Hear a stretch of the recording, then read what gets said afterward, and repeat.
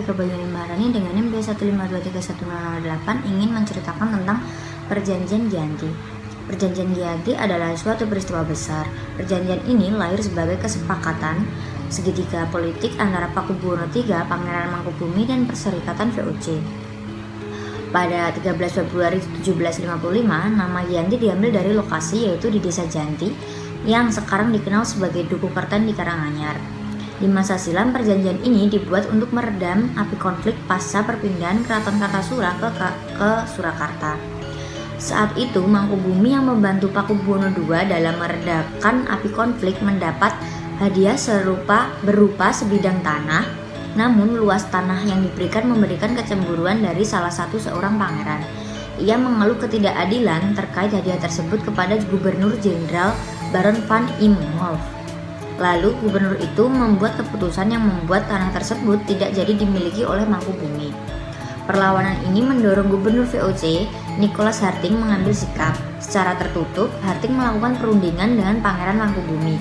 Setelah berkali-kali melakukan perundingan, Harting sepakat dengan Pangeran Mangkubumi yang juga hendak menjadi penguasa di tanah Jawa. Pada 23 September 1754, nota kesepakatan antara VOC dengan Mangkubumi terlaksana dan nota tersebut disampaikan kepada Pakubuwono III. Nota tersebut menyatakan bahwa Pangeran Mangkubumi mendapatkan wilayahnya. Pada 4 November 1754, Pakubuwono III menyatakan persetujuannya terhadap hasil renungan tersebut. Surat pernyataan itu disampaikan oleh Pakubuwono III kepada Gubernur Jenderal VOC Jacob Mosal. Kesepakatan ini mendorong sebuah perjanjian besar yang ditandatangani di Desa Giyanti.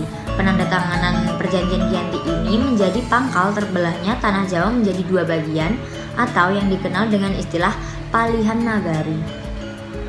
Hal ini menjadi awal mula naik tahtanya Mangkubumi di Jogja sebagai Sri Sultan Hamengkubuwono I dengan gelar Senopati Engalogo Sayyidin Panotogomo Khalifatullah. Sejak ditandatangani perjanjian tersebut pada 13 Februari 1755. Pada 15 Februari 1755 ada pertemuan untuk meneruskan pembagian atribut keraton antara lain keris. Lalu bahasa, ada namanya bahasa Bagongan.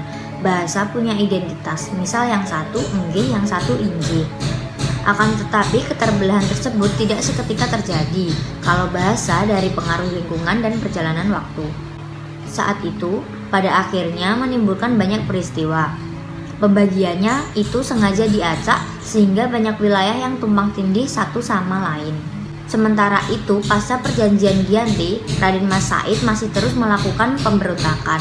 Dalam gerakannya pada Oktober 1755, Raden Mas Said berhasil mengalahkan satu kelompok pasukan VOC. Lalu pada Februari 1756, ia membakar keraton yang baru didirikan di Jogja. Setelah perang bertahun-tahun, VOC menyudahi dengan penandatanganan Perjanjian Salatiga pada 1757. Perjanjian ini membuat tanah Jawa kembali terbagi.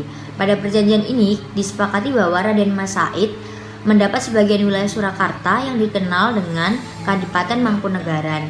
Keterbelahan ini belum berhenti pada 1813 Kesultanan Jogja terbelah dengan lahirnya Pakualaman. Dengan demikian tanah Jawa punya 4 wilayah pemerintahan dengan masing-masing tumbuh dengan perbedaan modal dan politik. Dinamika politik membuat masing-masing mengalami nasib yang berbeda.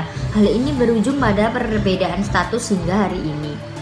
Di masa Republik Indonesia, Kasunan Surakarta dan Kadipaten Mangkunegaran menjadi situs cagar budaya, sementara di wilayah Jogja menjadi daerah istimewa Yogyakarta. Sekian cerita dari saya. Apabila ada salah kata mohon dimaafkan. Wassalamualaikum warahmatullahi wabarakatuh.